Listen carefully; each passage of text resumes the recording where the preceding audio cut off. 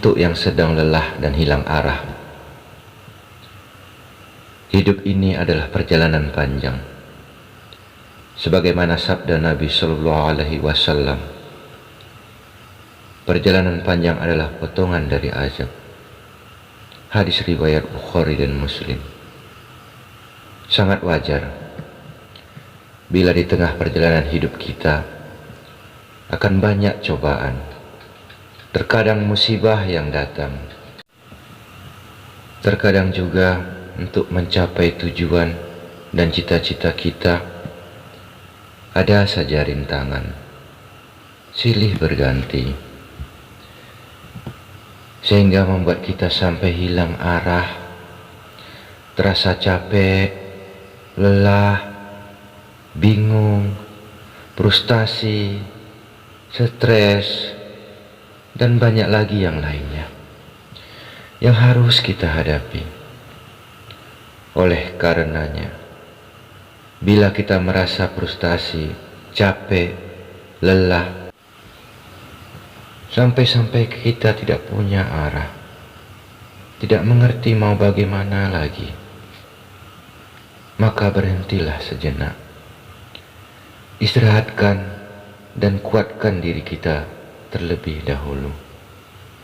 Kemudian fokuslah untuk mendekatkan diri kepada Allah. Niscaya Allah akan menguatkan jiwa dan raga kita. Perbanyak zikir, sholat, berdoa, membaca Al-Quran, dan ketaatan yang lain-lainnya, agar kita menjadi kuat kembali dan bisa meneruskan kembali sisa perjalanan kita. Atau bila masih merasa berat untuk meneruskan perjalanan kita kembali, fokuskan diri kita untuk selalu berzikir dan taat beribadah yang dapat mendekatkan diri kita kepada Allah sampai kita kuat kembali. Dan acuhkan sementara waktu urusan dengan manusia, kecuali yang darurat saja.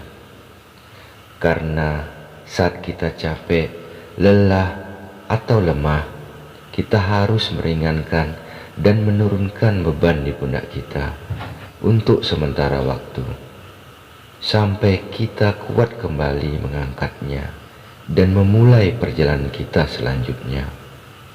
Semoga Allah mengampuni dosa dan menjauhkan azabnya kepada kita semua. Dan semoga Allah memberikan taufiknya kepada kita semua. Amin ya rabbal alamin.